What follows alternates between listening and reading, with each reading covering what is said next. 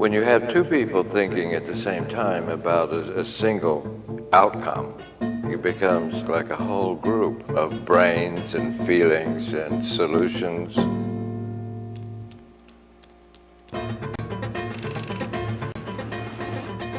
You just thought of doing, and you got a couple of people together, and you did it.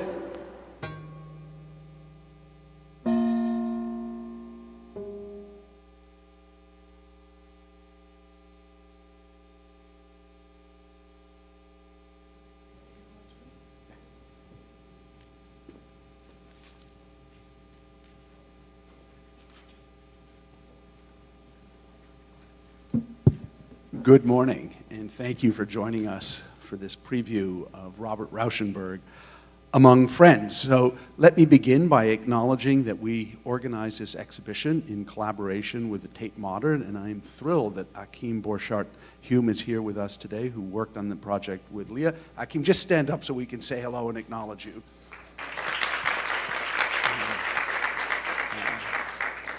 Here at the Museum of Modern Art, we're particularly grateful to have been able to work with the acclaimed artist and filmmaker, Charles Atlas, who was appropriately recognized for his contributions to this year's Venice Biennial recently.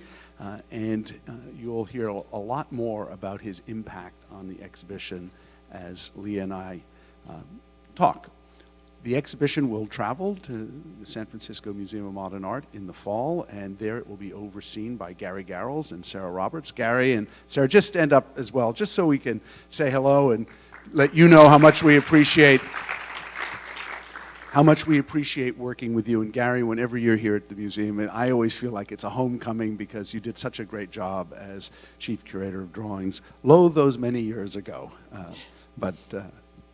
This kind of project, of course, would have been impossible without the support of the Robert Rauschenberg Foundation and Christopher Rauschenberg, who I think is with us. There he is. Christopher, stand up and let us say thank you as well. I hope you know how deeply grateful we are to you and to the foundation for all of the support we've received. These kinds of exhibitions, of course, require an enormous mobilization of effort and a tremendous amount of financial support to realize. And we are very lucky that Bank of America is the global sponsor for this exhibition, supporting its presentation not only here at Tate Modern, but also at SF MoMA. And Bank of America has been a long partner, not only of the Museum of Modern Art, but of museums around the country and the world.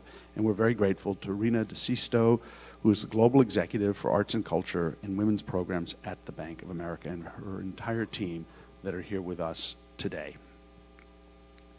The exhibition is also supported by the Terra Foundation for American Art, as well as Glenn and Ava Dubin, the Dana Foundation, Donald Marin, Lenore and Bernie Greenberg Fund, Monique Schoen-Warsaw, Ronnie Heyman, Helen and Charles Schwab, Sue and Edgar Wackenheim III, with an additional gift in honor of Jerry Spire, Tiffany and Company, and West Elm. We also received an indemnity from the Federal Council on the Arts, and I just want to say, as I do at every one of these occasions, the support of the Federal Council and these indemnities is what enables museums around this country to put together exhibitions like this. Otherwise, insurance would simply be prohibitive, and that is why we not only need these indemnities, we need the National Endowment for the Arts, and we need the National Endowment for the Humanities, so that our arts, culture, and history can thrive in this country. And with that,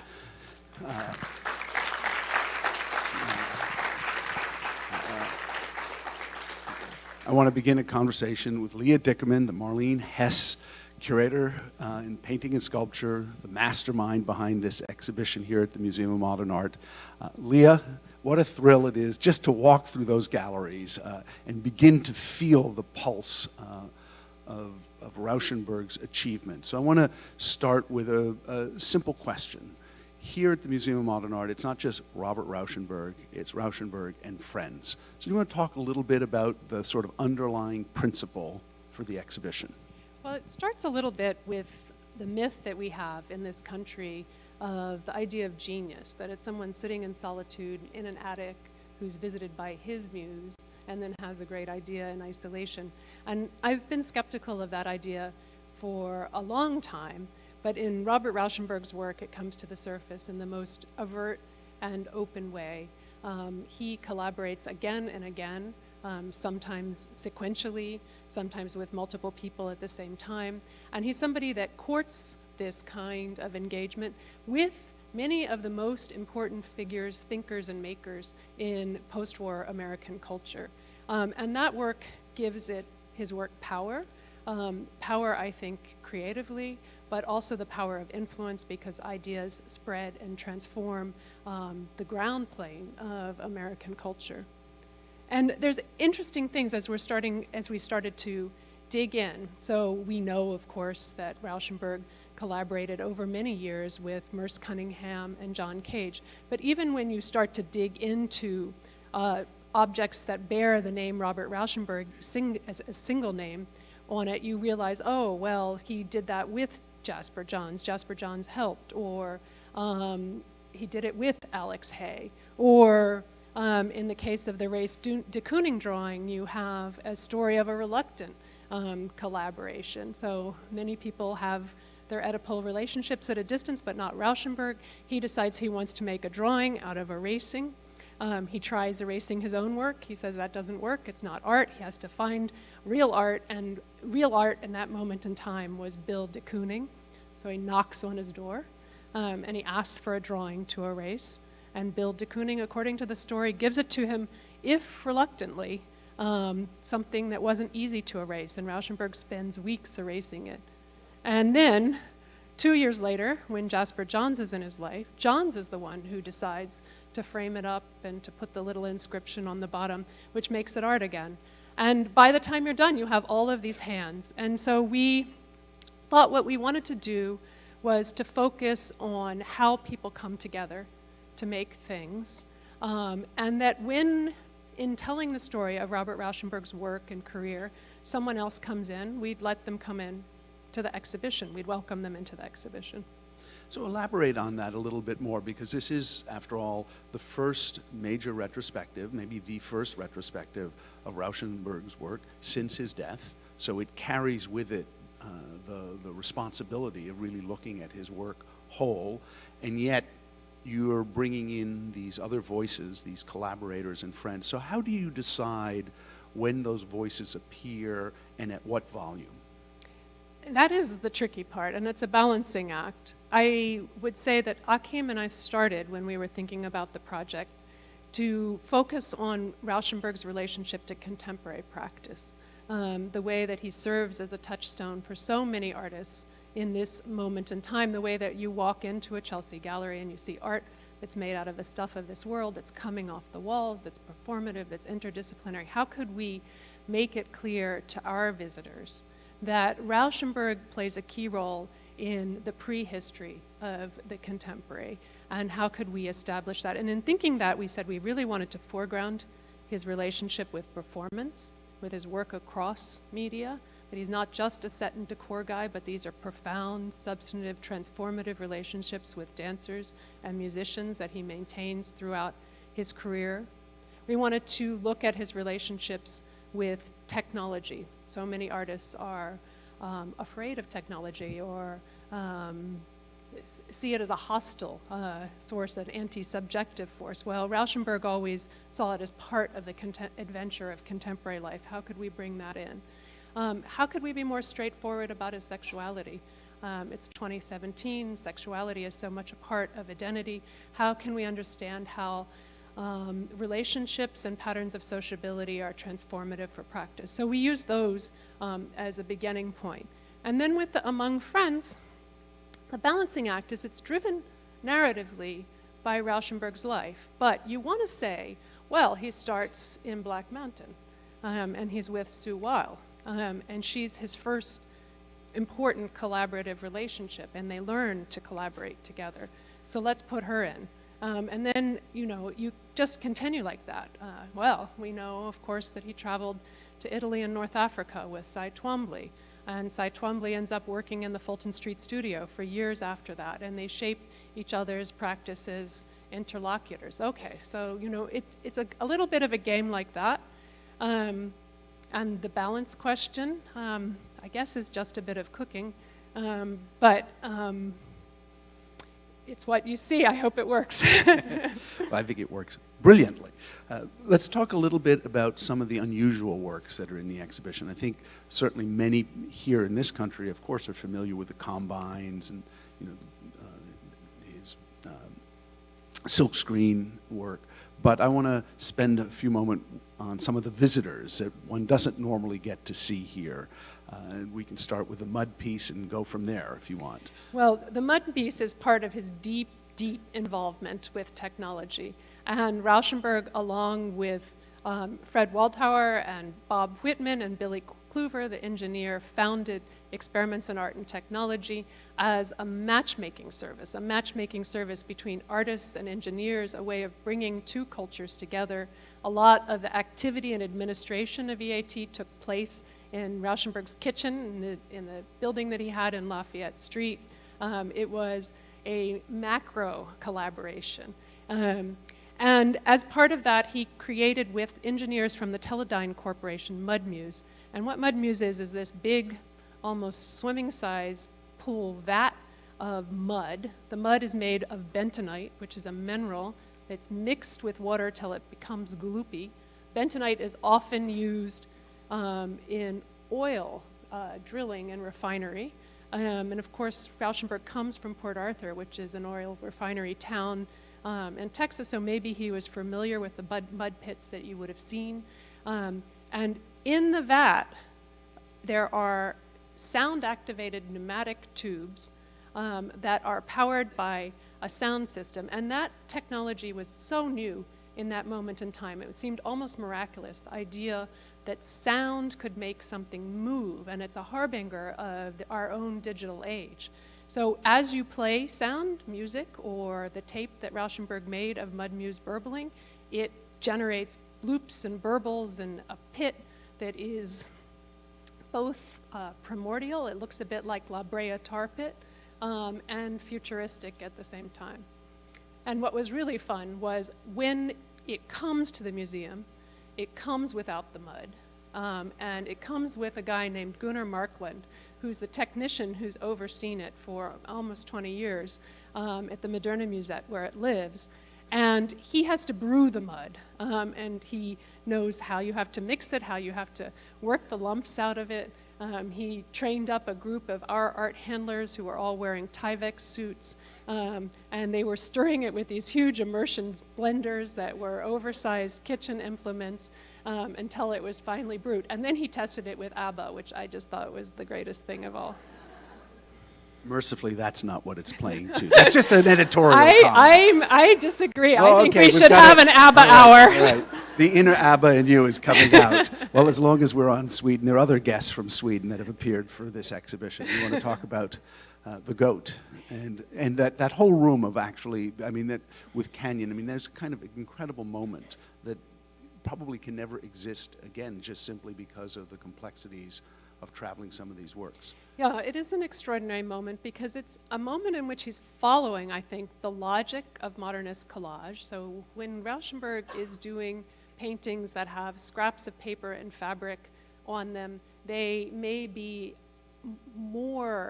there might be more accumulation on the surface, but the principle isn't radically different than something that Kurt Schwitters might have been doing. But as he's going along, it's almost as if he's saying, well, if you can put a piece of paper in there, if you can put a piece of fabric in there, then why can't you put a baseball in there? Or why can't you put a goat? And by choosing something that's so large and so physically awkward, it just isn't a question of sizing up and making something so big. It actually, I think, tips the balance so that you no longer have the support of a painting containing it anymore. It tips over into the room, and the space of art and the space of painting become one. And for Rauschenberg, I think that breaking of barriers comes up again and again. He really was open. He wanted art to be open to the world, and that meant open to the space of the world. You can even see hints of that in his white paintings, which capture the surfaces. So yes, I too think that this is a moment in which a certain notion of traditional art breaks down. And you know, what's interesting to me is that's actually, I think, still bothersome to some critics, that Rauschenberg still has the ability to perturb to some degree. So that, in a way, leads us to Charlie Atlas and performance, and talk a little bit about his role in helping to conceptualize the presentation here, and also how that performative dimension of Rauschenberg's work especially manifests itself as one looks at the later part of his career. So we were playing the game of what would Bob do? And the answer was, well, he would collaborate with someone. And so who should we collaborate with? And there, Stuart Comer, my colleague, the chief curator in the Art Department of Media and Performance Art, said, well, what do you think about Charlie Atlas? And to me, that was a perfect idea, because Charlie had collaborated for so long with the Merce Cunningham Company, the dance company, as a lighting designer and as a filmmaker, and had become since his own independent and acclaimed filmmaker and artist. But he knew Rauschenberg through his work with Cunningham. They worked together on the travelogue performance. And that training as both an artist and as a collaborator meant Charlie seemed perfect to me. And now, because Charlie can't be here, because he's installing his work elsewhere, I have a little film that I'd like to show you that we cut so that he would have a presence here in the preview. The first time that I saw Rauschenberg's work is really lost in the fog of memory. I know it was sometime, before I was 20. He was kind of an art hero for me. And the reason I went to see Merce Cunningham was because I wanted to see Bob Rauschenberg's work. When I worked with Merce Cunningham, I had to reproduce some of Bob's lighting designs, and so I really respected him, and I was kind of overwhelmed always by his prodigious talent and his endless creativity, and so productive. I sort of have this fantasy about collaboration in relation to Bob. It seems like, I'm sure it can't be the case, but that all his collaborations were great. For travelogue, Bob supplied a bunch of costume accessories and props and set pieces. I do remember he felt that Merce was overusing something in a way, and he said, oh, let's get him to, no, this is too fussy, let's get him to stop that. So, I mean, that's where I picked up the fact that he was not shy about giving his input. Everything has images all the time. No, I mean sound-wise. Sound-wise, 3 different things have sound at once. Bob Rauschenberg really set an example for collaborators about how you could be actively engaged with other artists and other media. I'm just wondering if you want to put something on the floor to make it even, but maybe Actually, not. the colors on the floor are pretty good. Well, when I was invited to collaborate on this Rauschenberg show, it was a foregone conclusion that for me that I would do it, because Rauschenberg was my favorite artist and had been always.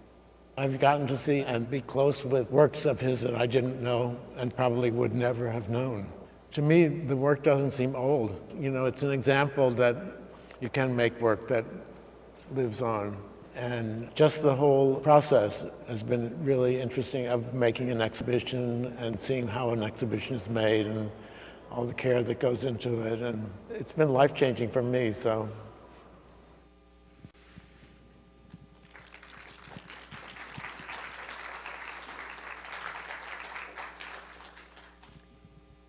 It was one of those, well, it was a terrific relationship, and I am very grateful to have had the opportunity to work with Charlie, but he could ask questions that we might not have asked ourselves. So we have a certain way of lighting here in the museum, or we think about sound in a certain way, and he could go into the last gallery, which you've seen, and say, I want you to hear the slide clicks and the footfalls here, but as you move around the corner, I want you to hear the Trisha Brown score. And it was one of those great examples of how, finding the right interlocutor can push you further. And as you've seen, he cut most of the videos, through the show, And he created 3 separate installations. In the Performance and Objects Gallery, there's 3 performance works from the 1960s that are projected onto the floor. As you go into the Stairwell Gallery, there's a special 9 Evenings installation. And then in the final gallery, there's a very lovely moment where you can look at the performance of Glacial Decoy by sitting down on the bench, looking through a translucent screen towards the backdrop that Rauschenberg created for Glacial Decoy. So those are 3 particular moments, but his voice is there throughout, and I think it helped us make a case for the way that Rauschenberg's engagement with performance was profound and consistent. And I'd go even a little further and say that it's this marriage that Rauschenberg helped broker between the world of fine arts and the world of performance art that really changed the structure of art making for our time. That's a good place to continue drilling into, because I do think that's one of the most radical dimensions of his work, because for him it seems seamless.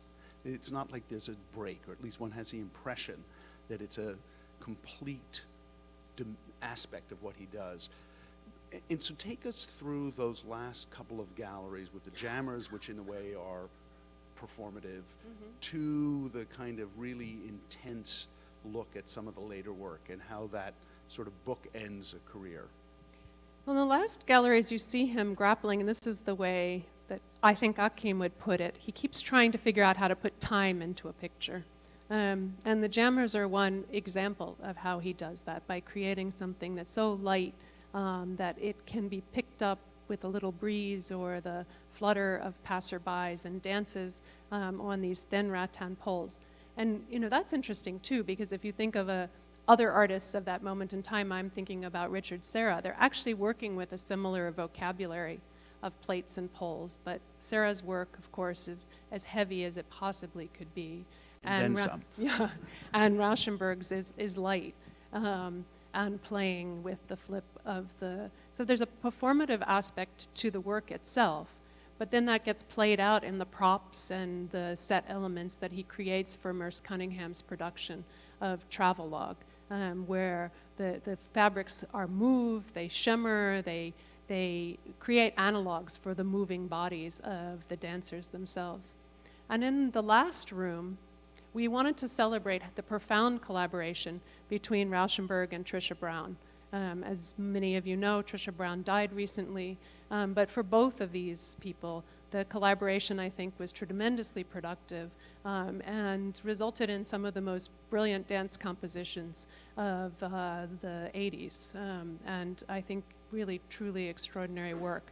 So once again, he finds an interlocutor that helps push him, and he pushes her to create things that I think profoundly shaped the way that dance was thought about in that moment in time. So before we turn this over to all of you for questions, do you want to comment a little bit, Leah, on some of the programming that we've built around the exhibition? Yes, thank you, Glenn.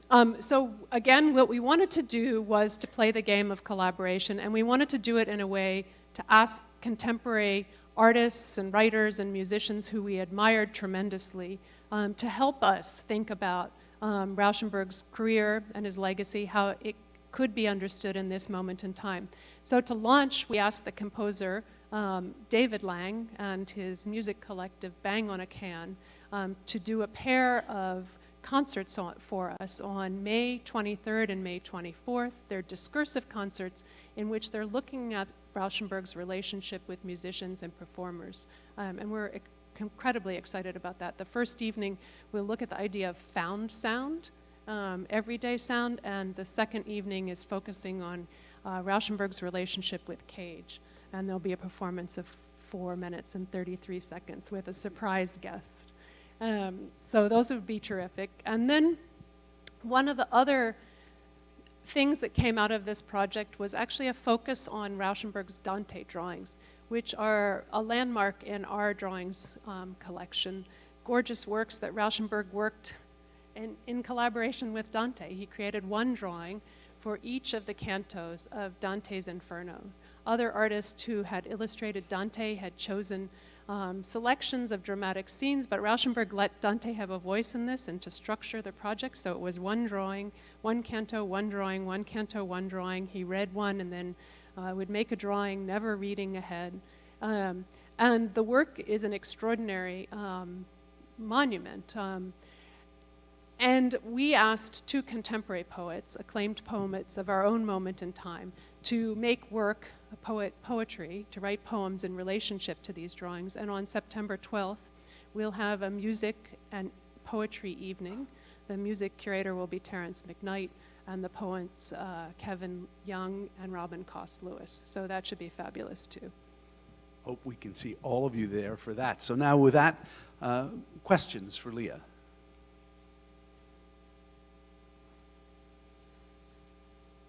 Yes, please, right there in the red, and then we'll come down to you in the white. In the room with the Indian fabrics, across one wall, I just didn't see the placard, is a long series of 8.5 by 11. I'm not sure if they're on cloth or on paper with zippers in between each one. Can you explain that?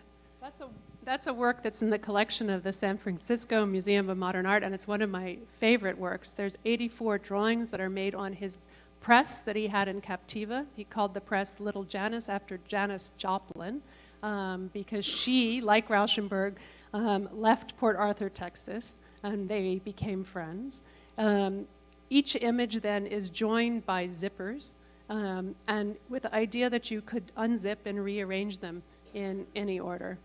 And then a great fact that we found out was that in 1948, he was an inspector in a zipper factory. So I'm not quite sure what to make of that, but I love the idea of these montage machines that he creates in several different ways. And if you look at the backdrop for Glacial Decoy, it also is a set of images that slide almost from one of the slide projections across the stage as they would have been seen in the Trisha Brown production. Thank you. Yes, right here. Hold on one second, we're going to pass you a microphone so we can hear you.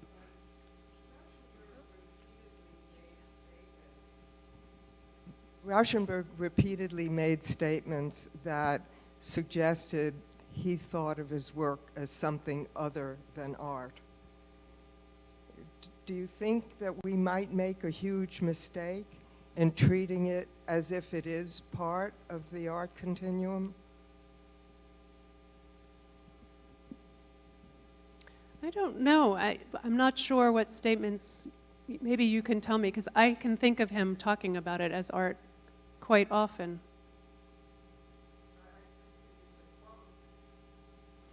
I don't, for me that doesn't resonate. I would say that he has an expanded notion of what art is, rather than saying it isn't art. He was very egalitarian in his approach to art making. Egalitarian in his approach to materials. When he made the elemental paintings, he made gold, he made dirt, he made clay, he tested the capacities of the material. And Jasper Johns said that when they made Jasper Johns said he helped with the gold paintings, and when they made them, they would keep the sides open so the wind could catch and blow the gold leaf. So that's a very casual approach to a material that we often hold as precious.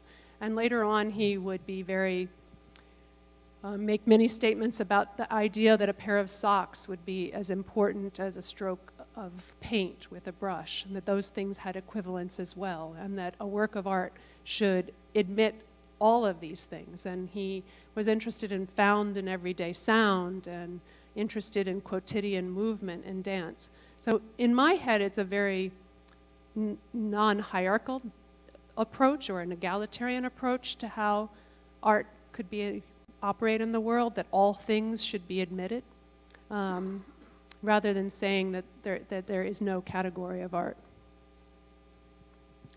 Yes, please. Mm-hmm.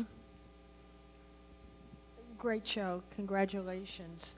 Rauschenberg belongs to a generation that turned away from abstract expressionism.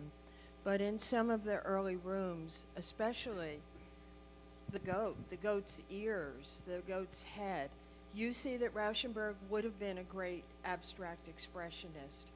Why do you think he did not continue in that vein? So you're right. He had a moment in which he could have gone in that direction. He was admitted into abstract expressionist circles at a very young age. He walked into the Betty Parsons Gallery when he was just 26 years old. He had a stack of paintings under his arm, testing the waters, and I think to his own surprise, Betty Parsons offered him a show, and he showed work there. Two of the paintings in that show are upstairs, Mother of God and Lily White. And because of that show, he was allowed a kind of junior membership into the Cedar Bar circles, and hung out with artists like Franz Klein, who let Rauschenberg be his audience, and Rauschenberg would drive Klein home after he had too much to drink. But it's also clear that Rauschenberg loved Klein to some degree and admired his ability to push paint around, the kinds of techniques they used. And yet, something didn't fit. And I would say it's a combination of things. He was always a little bit uncomfortable with the emotional Sturm und Drang of the abstract expressionists. He would say, you know, there's too much pain and suffering, and I've never seen those in a stroke of paint. So he had a little bit of disdain for that kind of emotionality that they would talk about. And then I can imagine, as a young gay artist before Stonewall, you know, hanging out with this machismo crowd might have been an uncomfortable thing as well. And he tells a story about Franz Klein saying, well, you can't paint a pink painting. And Rauschenberg's response was, so of course I did. So there's that, and that may have had something to do with the way he found a more comfortable cohort of allies among musicians and dancers, and then that story begins. One of the things that I think is interesting is if you look at that Lily White painting, there's already the signs of the kind of challenge that lays within, because instead of the big juicy strokes of abstract expressionism, you see him drawing into paint with a graffiti-like or a childlike hand, and then all of these numbers and little letters, and even the star that suggests the star on a picture in a gallery that was sold find their way in to the canvas. So there's little hints of revolution already in these very, very early works. Other questions? Yes, right there, please. There's a microphone that's coming to you. Would you talk about the photograph behind you? This is a photograph of Rauschenberg being held by Steve Paxton, one of the dancers in the Judson Dance Theater group and Rauschenberg's partner for a number of years in the 1960s, and they are rehearsing, I think, spring training. Is that correct? Thank you. I'm getting a nod from She Who Knows All. Yes, exactly. Other questions? Yes. Just one of the takeaways is that he seemed to work so well with friends and didn't have an ego. I'm sure he has an ego, but had an ego. But how do you explain this attitude, which is so unlike most artists who are competitive with each other, and yet it seemed he embraced bringing people in. That's the show, and that's a lovely feeling when you look at his work. I'm not sure he didn't have an ego. We'll have to ask Christopher Rauschenberg about that. But I do think that he courted the dialogue and engagement, that he saw it as something.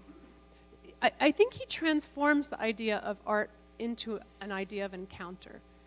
So you're encountering material and you ask what it could do, or you encounter another actor or another artist and you find out what happens in the interaction. And that art then becomes something that you don't fully anticipate or fully control. It's the encounter between two things. Once I think that that's part of his thinking, then he courts these relationships in which sparks will fly and interesting encounters will happen. Other questions? If not, Leah will be around for a little bit. And I thank you all for joining us, and congratulations again, Leah, on a fabulous exhibition.